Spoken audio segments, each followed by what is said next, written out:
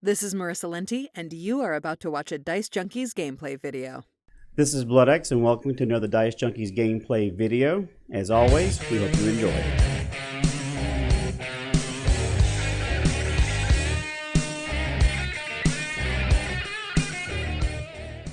You know, as you watch the videos, I usually try to do level guides, perk vids, and the like for that. And we're going to today be covering Dying Light 2, the best perks I have acquired so far. I have most of the perks, and a lot of them are tricky in how they work. So I'm also going to be covering how they work and why, how to actually operate them. And there are special perk combos. So this is my perk menu here. As you level up in the game, you'll get XP and you'll acquire perk points. These perks have stamina and health requirements, as you see here. So some of these perks, you're going to need to go hunt down the inhibitors. The good news is, as you can see, we literally haven't got to the second part. We're still in the very first map, and I've already acquired 39 inhibitors. The hardest to get are the ones in the GRE facilities. These are the hazard marks. You can get the first ones easy regardless of your level, because you could usually get those through pure stealth. But as you get lower, the immunization becomes an issue. The stealth gets a little more challenging, and more importantly, some areas there's a boss monster in the bottom. Sometimes there'll be a big hammer guy or some special infected you have to kill at the bottom of the area. So when you're doing these air locations, you got to be careful of that. You see we got 2 here. There's a total of 4. The real thing is getting military drops, though, again, you kind of need a certain amount of stamina to get them, because you usually can get an inhibitor from those very easy. There's also inhibitors stuck in some of the buildings, which are easy to grab, but there's 2 airdrop ones here, a little tricky, but they have inhibitors there. Let's see, there's a couple other locations. There's some quests that give inhibitors, but not a lot. Also, killing the GRE anomaly bosses is worth 2 a pop. Very easy to do, because you can basically use any trick. You can just use your bow or your knives or throw bombs. You can literally go buy a bunch of Molotovs and bombs and potentially burn them to death. Grab yourself that. Plus, these are zones that you can go back to continue grabbing gear. So as you level up, whenever I level up, I'll usually swing back through and pick up the rewards again and respawn. Try to get higher level gear from there, and of course, military drops. Now, the main thing is that some of these perks accomplish what I just said, or even circumvent the stamina requirements by how effective they are. So we're going to look at our parkour tree. Active landing is a vital skill because you will probably fall a lot. If you've watched me in BloodX, you see we die a lot. The only reason that BloodX dies less than me, other than I played more, dies more than me, is he doesn't use active landing a lot. Active landing will save you from a lot of missed falls, making it very good, and it has no special prerequisites, making it probably the thing you should buy first. But next up is firm grip. The reason why, some of the challenges literally require all your stamina to get to some of these military drops and other things, and firm grip gives you one last go. You can be out of stamina, and it'll let you pull yourself up one last time or make one last attempt to get up a ledge. This has saved my life a lot, and it leads to fast climb. Fast climb only requires 140 stamina, and it speeds up your climbing speed significantly. It's almost mandatory at a certain point to get this. This is a very, very good perk. And eventually, if you can get ledge jump, this actually does something special. You see this sample here when he's climbing up the sign? You probably remember this at the beginning of the game. Yeah, you see how you do that? You don't have to do any of that with this. Reason why is that when you get right here, you can jump straight up to the ledge. So ledge jump, while it costs stamina every time you do it, can literally skip.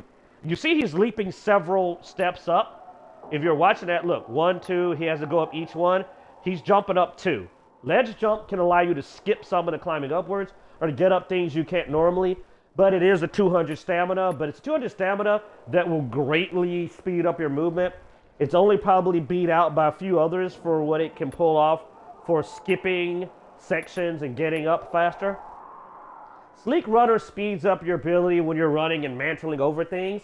It's great for parkour challenges and other stuff, but all in all, it's something to grab if you don't have anything else. It's not a bad purchase, but it's not like going to be anything that's going to really ramp you up, because you can also just avoid half of this.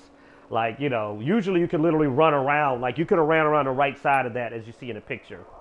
Far jump is actually necessary for some tricks. Like, when you're going for the military drop on top of the hospital, there's a section where you can use far jump to skip going all the way around the dang building. Yes, you heard me. You normally would have to go up the ledge and around this building, but you can run, and there's one of those little items there, and you can just fly off. You can literally just shoot off, grab an air conditioning unit, pull up. So there are sections, plus many of the parkour challenges have sections where you can do this to speed up the parkour.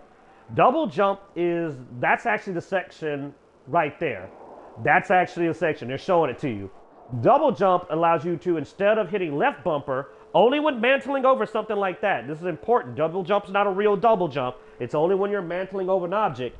It allows you to get more height. If you have double jump here, you can use it to get to that, or you can use far jump to grab the bottom of it and pull up. So there are parts where double jump will skip climbing, but again, it's not your top tier if you can get the ones I'm about to show you next, but it's high on the list. Stealth movement's pretty obvious. If you have to do stealth, you move faster. You can grab it later in the game. It's not going to help you skip any sections or get to where you want to be. So not as nearly a higher tier as like firm grip and fast climb and, oh my goodness, a ledge jump. Like I said, ledge jump is probably only beaten out by one we're going to get to here. These are the big ones. Dart may be one of the best perks in the game. This is in my top 3. I'm not going to order my top 3, maybe. I don't know. We'll see. But this is the top 3. It requires 140 stamina, but when you press it in, you'll use stamina and get a brief burst of speed. Here's what is important.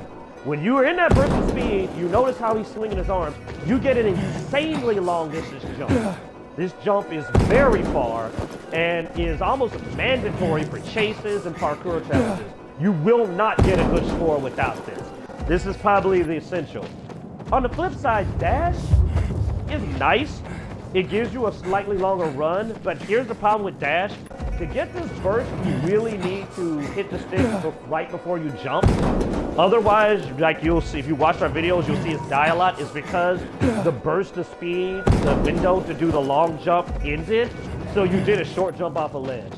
Dash is nice, but dash will make you think you still had that window, and it isn't always the case. You really want to dart probably only half a second or a second before you jump. So this isn't the most vital, but it does lead to after boost. After boost allows you to get a boost of speed right after you mantle and other stuff. This can be great when you're running around to lead to the long jump I just mentioned. There's another reason dart's in the top 3. Dart does not merely affect your jump. That's the trick. If you look here, you see it says a run longer on walls. That is absolutely true.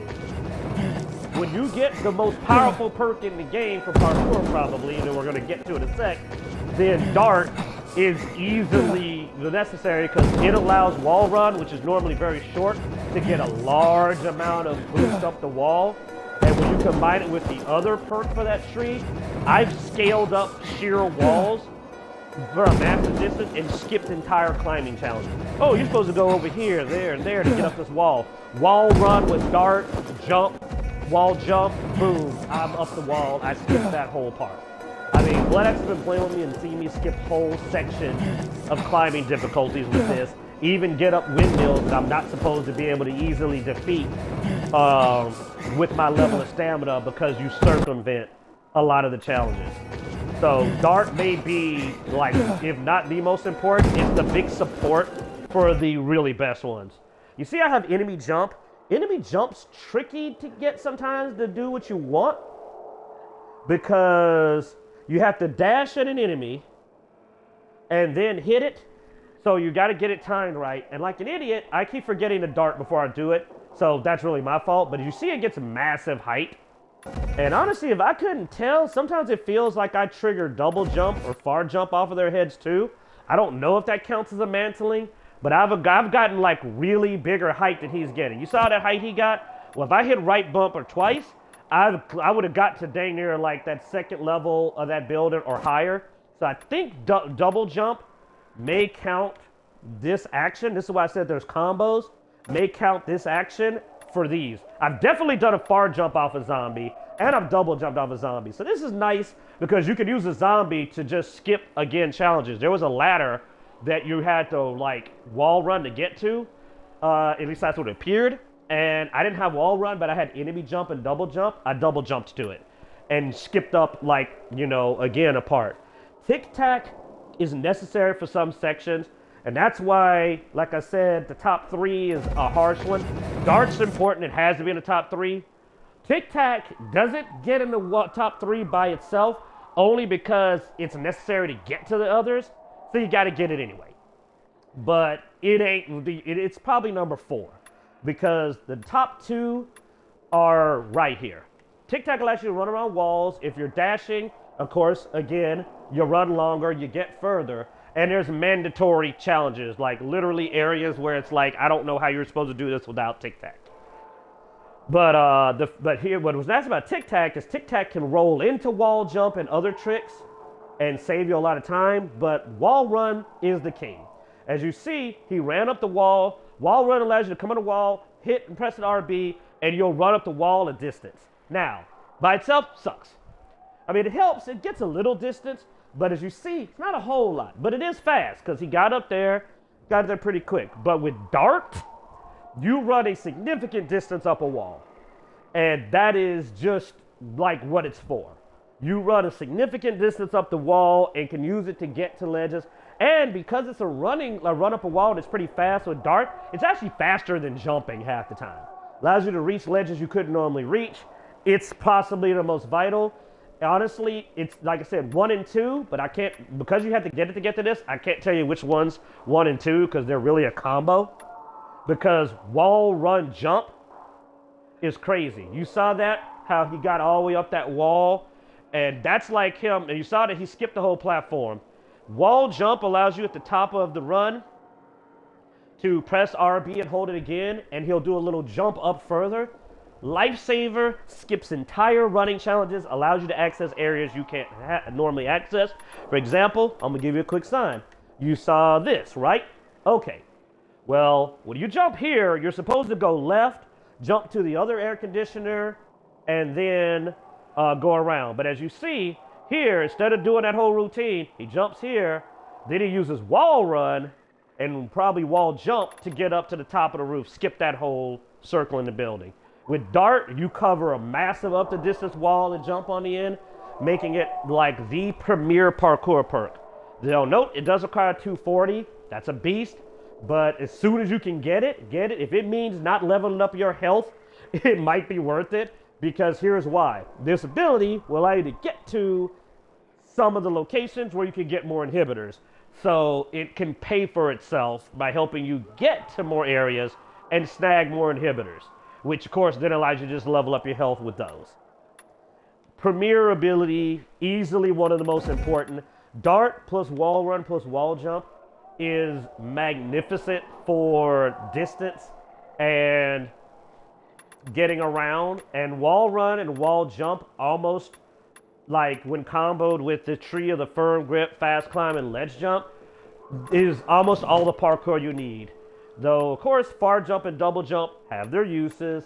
Safe landing's great. Active landing's great. Safe landing I haven't tried yet because, honestly, you know, if you're doing it right, you'll be okay. Plus, you eventually get a parasail that you could probably just pop out before you slam into the ground. Like, once you get to that point of the story, I'm not going to lie, these probably lose a lot of use because you just go, oh, crap, I'm falling too far. Hit your little parachute, before you hit the ground. Should be able to save yourself. As you see, there is the big finale is wall combo. This is obviously going to be needed at some point because you can see this section here where I'm guessing it basically allows you can actually run along the wall and run up the wall. You could do tic-tacs and wall runs. So you could run sideways along the wall, then run up. Tic-tac lets you do extra because see here he does 2 wall runs and then look at that. He actually did a wall run up after it. Without that, you can't do that as many times, but you can do it already with these 2 once. You could tic-tac into wall run. So parkour perks, top 3. Dart is just amazing for long leaps. It's just the best, and it augments this tree.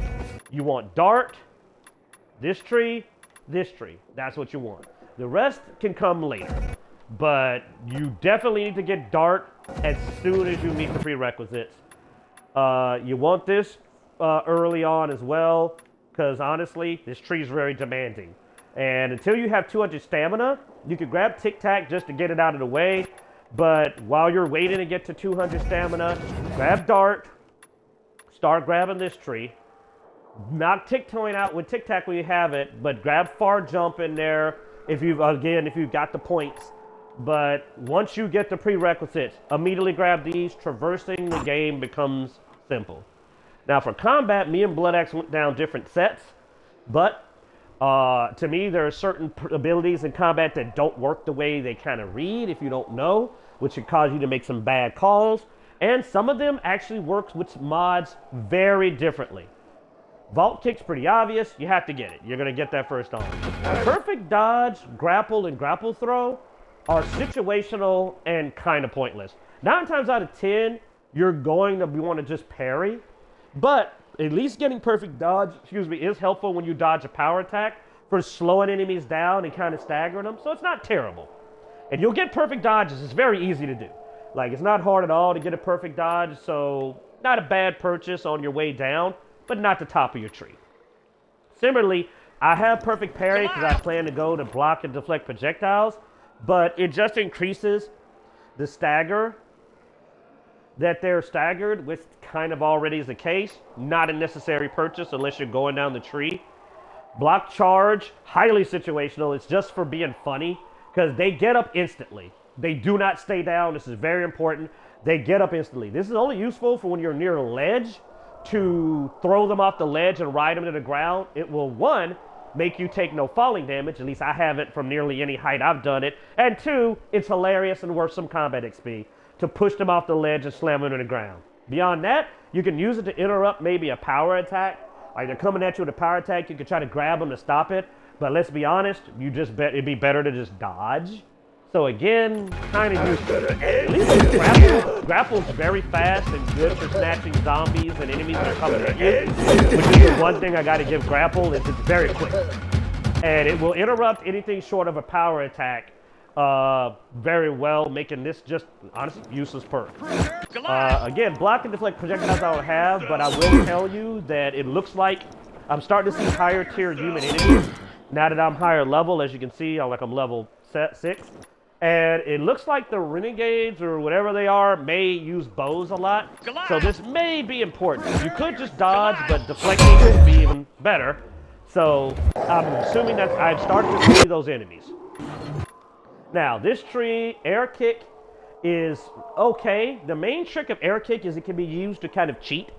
If you're jumping down from a really high height at an enemy and perform an air kick, you do not take fall damage. At least I have yet to fall far enough to do it. So it can kind of be used to do a ridiculous high drop. I don't know if there's a limit, but I have dropped high enough that I was pretty sure it was going to kill me. And did the air kick, got close enough to the enemy to do an air kick, and took no damage. So this can be used to negate falls and kind of turn enemies into like landing. Vault power kick, you just grab to get the head stomp. You know, that's the old school Dead Island fans and Dying Light fans know that's to stomp their head when they're down. I don't have it yet, but honestly, unless you've got like Grapple Throw, which is useful for knocking enemies down without wasting weapon durability and all that, then this is not as necessary a combo. If I'm gonna tell you what to grab, I would suggest you go down here and you get power attack. Because it goes through guard, it hits hard, and more importantly, it sets up whirlwind. Now, I know what you're thinking. Because one of the flaws of Whirlwind is it doesn't combo with mods that trigger off of criticals. You apparently cannot critical Whirlwind. But here's where Whirlwind becomes strong.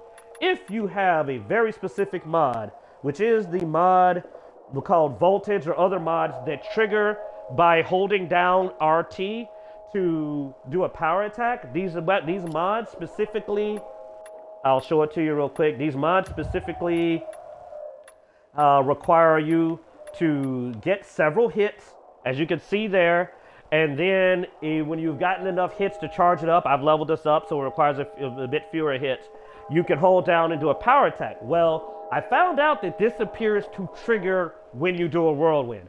I haven't been able to see if it hits a whole group of enemies, but I'm going to do a combat guide later anyway. But Whirlwind does seem to work with this ability. Otherwise, it's not the most powerful ability, but if you're surrounded and it's not nighttime, why not nighttime? Well, zombies like to grab. Now, here's where we're going to get into the tricky ability, things that they don't tell you. Stab is the ability that allows you to stab at anybody you grab. This is mainly useful when you're grabbing enemies higher level than you, because if you do the takedown from behind an enemy that's higher level than you will often not kill them. So, if you have stab, it does even more damage. It can allow you to kill a higher level enemy with the stab. That's the only real purpose of this ability is, oh no, this guy's so strong I can't instantly kill him. I can use stab to get it. It's not that much faster than the other takedown, but it does your knife damage, and if you're like me and you've leveled your knives up to like near max, it does 83 damage when I stab. So, you know, got that going for it. But it uses a knife, and that's the important thing. This uses a knife like you threw it, so unless you've got a lot of knives, this is not worth your time. Now, there's some kind of stab follow-up. If I may come back and add to this video if that's useful, but the only way that's useful to me is that it uses the same knife and doesn't cost you 2. And I don't know if I trust them, it doesn't cost you 2. Let's take down, I'm not going to probably ever grab unless I'm finished, because again, anything that says takedown or requires X usually requires the enemy to be unaware. And I've almost never seen an enemy stand into a ledge that can't freaking see me. So, not very useful. This is another tricky skill. It looks like a cool ability. From this, it looks like you get to jump down and kill people. That is incorrect. What's happening is you're doing a takedown from above. So, the enemy has to be unaware of you, and they have to be in close enough range. And there is a height range that's not that demanding, that's too far. Like, the lower, you have to be not more than about 1 level above them. So, this ability, not very easy to actually trigger and get to work that often.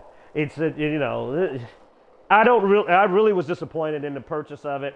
It's still fun to do on occasion, but you got to sneak up on enemies, and you've got to be kind of low and close to the ground, which means you're more likely to get detected.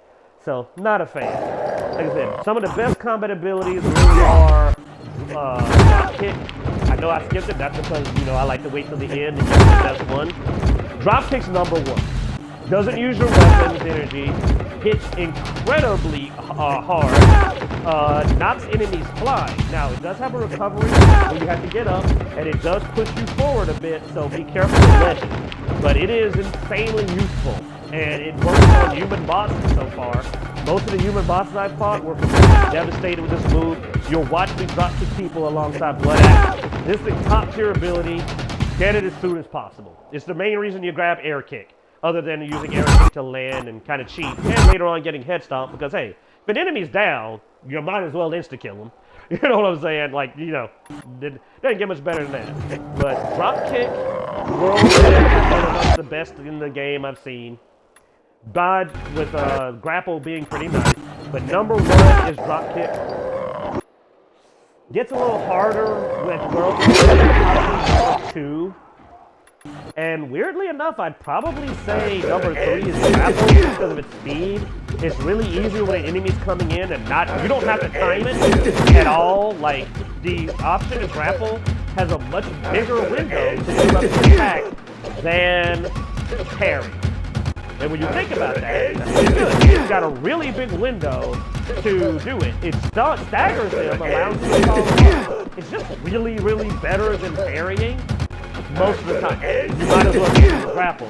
You can throw them sideways, you can throw them at an angle, but you can't throw them forward. So you need to hit at least sideways or back when you're doing it, or diagonal. You can go a diagonal forward, but never directly in the direction they came from. So, really, now, for me, loving the bow, but this is important. If you're going with the PKs, you may not really care that much about this because they get an auto crossbow eventually for their faction. But if you're liking the bow or you just want to get some usage out of the bow tree, but unfortunately this is why I didn't get in the top 3 is because it's a very demanding tree to get into. Whereas, you know, like Whirlwind's only a 160, Drop Kick's only a 180, and Grapple's only a 140. So these are very easy to get to perks that don't really take a lot to get to the good spot. Same thing for air kick. Air kick, solid ability. You need it for drop kick. This should literally be your first purchase. Grab air kick, so at least you can grab the drop kick as soon as you get your health up. But if you're going to use the bow, power shot adds the damage. Precise aim gives you longer range, obviously. Not bad.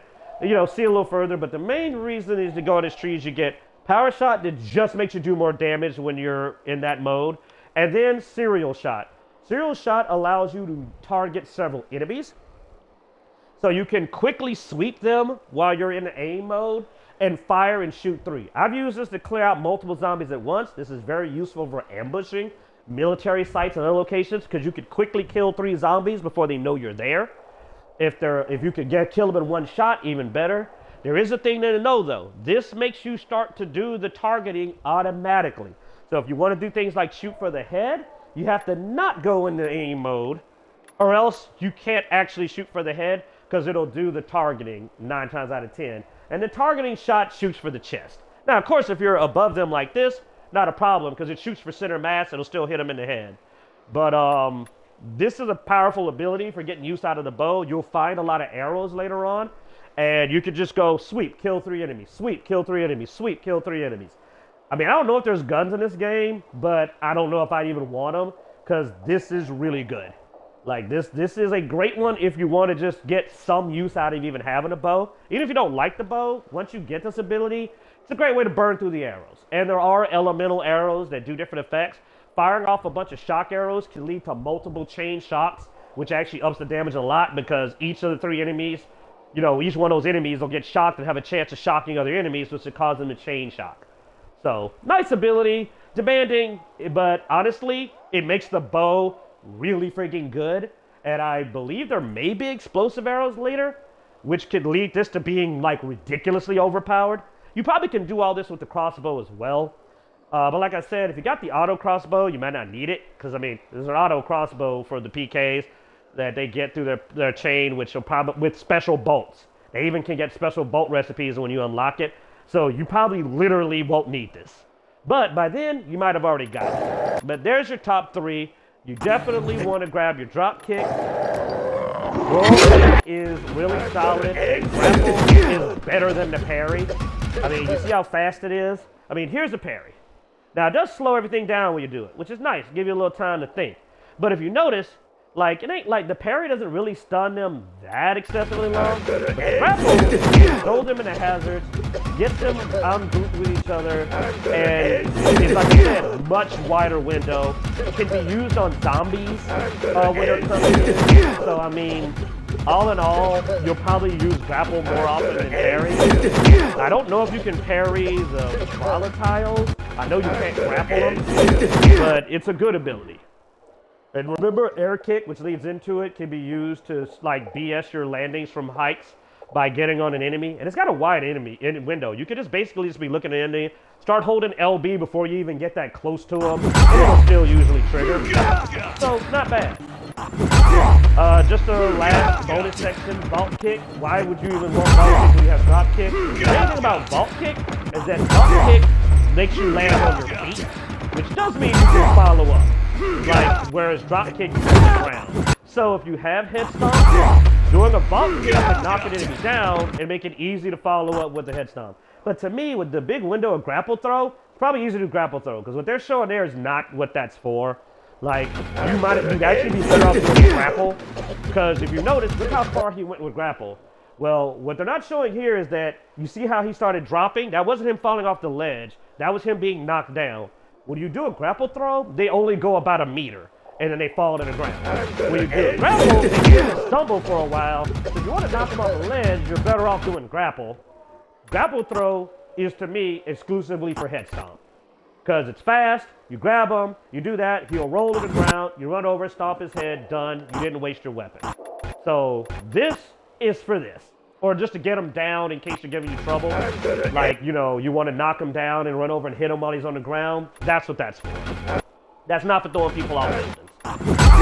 You know, and honestly, it's easier to do, because you can also use grapple as a vault. No, look, he's stumbled. So since he stumbled, you could have ran and vaulted off of him as well. But there you go. Basic things. If any of these end up being surprisingly good, which is highly unlikely, I'll pop back in. But I mean, you already see what the use of that for. And I mean, I don't think really I have to explain that. And if you know anything about the game, if you don't, it's exactly what it looks like. It's an execution. Head stomp gives you an execution. If there's any weird combos, again, I'll inform you. The ability we didn't cover were like ground pound. Reason why is I haven't tried it yet. It's the next one on my list. After drop kick though, after head stomp. And I might even get it before head stomp because I'm doing fine really. But it supposedly staggers all the enemies, which can allow you to go do stagger actions. But I just can't imagine, unless it can be done from a regular jump, which we don't know how high you have to jump to get it. I don't see its use. I guess staggering all the enemies is helpful, but I'd probably rather do whirlwind, though the radius does look kind of big. So I'll let you know. And again, parkour shot. I don't know why on earth I would want to use my bow while I'm parkouring. I mean, that's cute to slide and shot, and maybe it's worth XP, but I just shoot them. You know what I'm saying? Like, or shoot them at full speed, honestly. Because remember, I get auto-targeting, so I don't really have a reason to try to do that. Or I could just throw a knife. So this doesn't really seem like it's really necessary. It's just for fun. Shouldn't be on the top of your list, and it's definitely not worth getting, you know, before you get the other stuff. All right, then. There you go. We've covered some basic ideas of your perks. You know the priorities you want to go for them in. For people that wanted to skip to the end and just see it, pretty easy. You want to finish this tree. You want to grab this tree. And you get dart immediately as it becomes available. You get dart as soon as you can. Then you start grabbing these as you meet the stat prerequisites. And if you got any in between, like this 120, then go ahead and snag double jump and far jump. Over here, air kick, utility. It's basically a parkour skill because of the way it works. Drop kick immediately available as soon as you can. Whirlwind looks pretty good, and it's based off of power attack. It's useful when there's a lot of enemies. It can send them all flying with a blunt weapon. And it can work with a specific weapon mod. And, well, heck, that's pretty much it. And this grapple is useful. So, there you go. And, you know, and we enjoyed you sitting here and watching the video. Hit that like button if you liked it. If you got questions, ask. I'll test it. I'll find out. If you're having trouble finding any inhibitors, I assume Blood Axe is going to do a map, but I can tell you more about where I found them. And, you know, we hope you enjoyed the video. Thank you for watching the video. We hope you found the content helpful. If you did so, please hit the thumbs up as it helps spread the channel for other viewers. As always, you can watch Dicejunkies live on Twitch at 3:30 Central Standard Time on Sundays. We also stream gaming content on Twitch throughout the week, so be sure to subscribe there as well. If you can, please go ahead, like, subscribe, and hit the notification bell so you're up to date on all the Dicejunkies content. As always, thank you for watching. Hope you enjoy.